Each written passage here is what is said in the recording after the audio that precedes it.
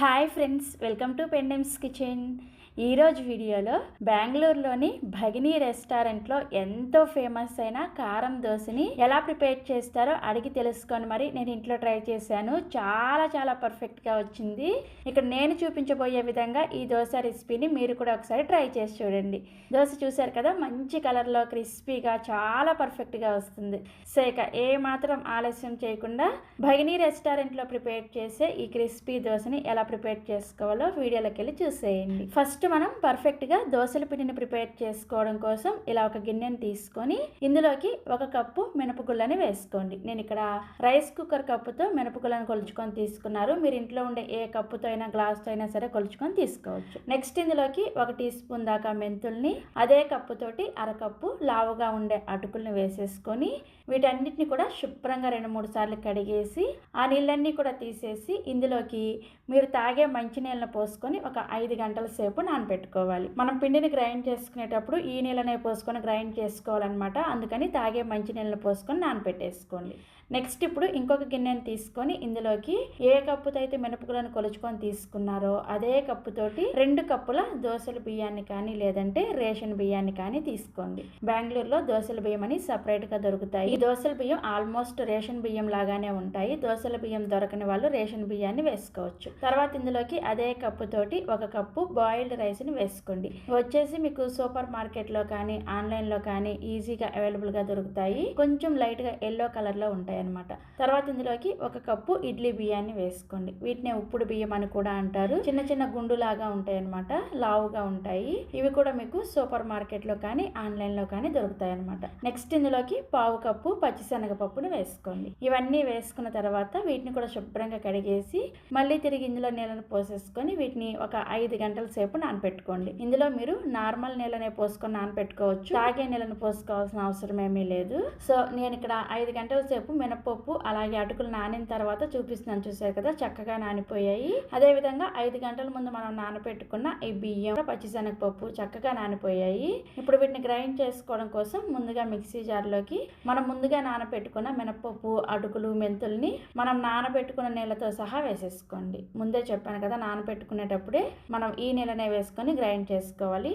నీళ్ళను ఒకేసారి మొత్తం వేసేసుకోకుండా చూసుకొని కొంచెం ఈ నానబెట్టే నీళ్ళని వేసుకుంటూ పిండిని బాగా మెత్తగా గ్రైండ్ చేసుకోవాలి. ఎక్కడ కూడా బరక అనేది లేకుండా. ఇక్కడ నేను మీకు వీడియోలో చూపిస్తున్నాను, చూసారు కదా, ఇలా బాగా మెత్తగా గ్రైండ్ చేసుకొని ఈ గ్రైండ్ చేసుకున్న పిండిని ఒక పెద్ద గిన్నెలోకి వేసుకోండి. నెక్స్ట్ ఇప్పుడు ఇదే మిక్సీ జార్లోకి మనం నానబెట్టుకున్న ఈ బియ్యం, పచ్చిశనగపప్పును కూడా వేసుకొని ఇందులో మీరు తాగే మంచినీళ్ళని కొద్దిగా వేసుకుంటూ ఈ పిండిని మాత్రం కొంచెం బరకగా రవ్వలాగా గ్రైండ్ చేసుకోండి. అప్పుడే మీకు దోశ క్రిస్పీగా వస్తుంది అనమాట. సో పిండిని గ్రైండ్ చేసిన తర్వాత మీకు నేను చూపిస్తున్నాను చూడండి, ఈ విధంగా కొంచెం బరకగా ఉండే విధంగా గ్రైండ్ చేసుకోవాలి. ఇలా గ్రైండ్ చేసుకున్న ఈ బియ్య పిండిని కూడా ముందుగా మనం గ్రైండ్ చేసుకున్న ఈ పిండిలో వేసేసుకొని ఈ 2 పిండిలు కూడా బాగా కలిసే విధంగా ఒక 2-3 నిమిషాల పాటు కలుపుకోండి. ఇలా చేతితో కలుపుకోవడం వల్ల పిండి చక్కగా పులుస్తుంది అనమాట. సో పిండిని ఇలా కలుపుకున్న తర్వాత మీకు కన్సిస్టెన్సీ చూపిస్తున్నాను చూడండి.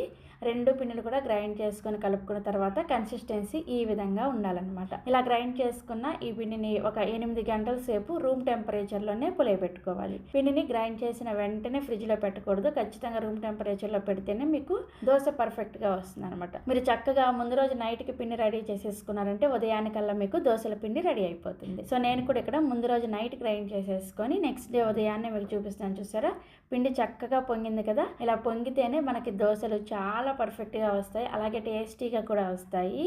ఇలా పొంగిన పిండిని గరిటెతో ఎలా పడితే అలా కలిపేయకుండా నెమ్మదిగా ఒకే డైరెక్షన్లో కలుపుకోండి. ఒకే డైరెక్షన్లో కలుపుకుంటే పిండి పులిసేటప్పుడు ఏర్పడిన ఎయిర్ బబుల్స్ అనేది పోకుండా దోశ మనకి పర్ఫెక్ట్గా వస్తుంది అనమాట. ఇలా ఒకే డైరెక్షన్లో కలుపుకున్న తర్వాత ఇప్పుడు ఇందులో నుంచి మీకు కావాల్సినంత పిండిని వేరొక గిన్నెలోకి తీసేసుకోండి. మిగిలిన పిండిని మూత పెట్టేసి ఫ్రిడ్జ్లో పెట్టుకున్నారనుకోండి, మీరు చక్కగా ఈ పిండితో 3-4 రోజుల పాటు దోశలు వేసుకోవచ్చు. సో ఇలా కావాల్సినంత పిండి తీసుకున్న తర్వాత ఇప్పుడు ఇందులోకి రుచికి సరిపడా ఉప్పుని అలాగే అవసరమైతే కొద్దిగా నీళ్ళని కూడా వేసేసుకొని పిండిని ఈ విధంగా గరిటె జారుగా ప్రిపేర్ చేసుకోండి. మరీ గట్టిగా మరీ పలుచగా కాకుండా ఈ విధంగా రెడీ చేసుకోవాలి. సో మనం దోశ వేసుకోవడం కోసం దోశ పిండి రెడీ అయిపోయింది. నెక్స్ట్ ఇప్పుడు ఎర్రకారాన్ని ప్రిపేర్ చేసుకొని చేసుకోవడం కోసం మిక్సీ జార్లోకి ఒక పెద్దది లేదంటే 2 మీడియం సైజులో ఉండే ఉల్లిపాయల్ని ఇలా పెద్ద ముక్కలుగా కట్ చేసుకొని వేసుకోండి.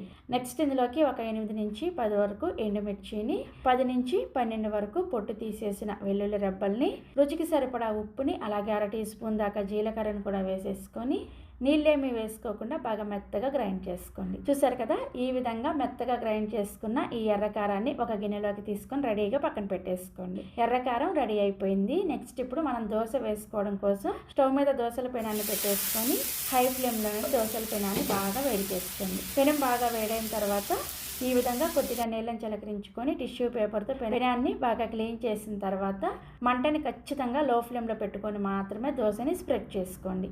మంటని మీడియంలో కానీ హైలో కానీ పెట్టారంటే మీకు దోశ ఇలా పలచగా స్ప్రెడ్ అవ్వదన్నమాట. సో ఈ విధంగా దోశని స్ప్రెడ్ చేసుకోవడం అయిపోయిన వెంటనే మంటని మీడియం ఫ్లేమ్లోకి పెట్టేసుకొని దోశ పైన పిండి తడంతా కూడా ఆరిపోయిన తర్వాత కొద్దిగా నూనెని కానీ లేదంటే నెయ్యిని కానీ వేసేసుకొని మనం ప్రిపేర్ చేసిన ఈ ఎర్రకారాన్ని కూడా దోశ అంతా కూడా ఈవెన్గా అప్లై చేసుకోండి. ఈ విధంగా దోశ అంతా కూడా అప్లై చేసిన తర్వాత దోశల పెనాన్ని అటు ఇటు తిప్పుకుంటూ దోశ అంతా ఈవెన్గా ఎర్రగా వేగేంత వరకు కాల్చుకోండి. మీడియం ఫ్లేమ్లో అయితేనే మీకు దోశ క్రిస్పీగా వస్తుంది అనమాట. చూసారు కదా, ఇలా చక్కగా దోశ కాలిన తర్వాత దీన్ని రెండో వైపుకి తిప్పాల్సిన అవసరం ఏమీ లేదు. ఇదే విధంగా ఫోల్డ్ చేసేసుకోండి. చూసారా, దోశ మంచి కలర్లో క్రిస్పీగా చూస్తేనే అర్థమవుతుంది కదా, చూడగానే తినాలనిపిస్తుంది కూడా. చాలా చాలా పర్ఫెక్ట్గా వస్తుంది.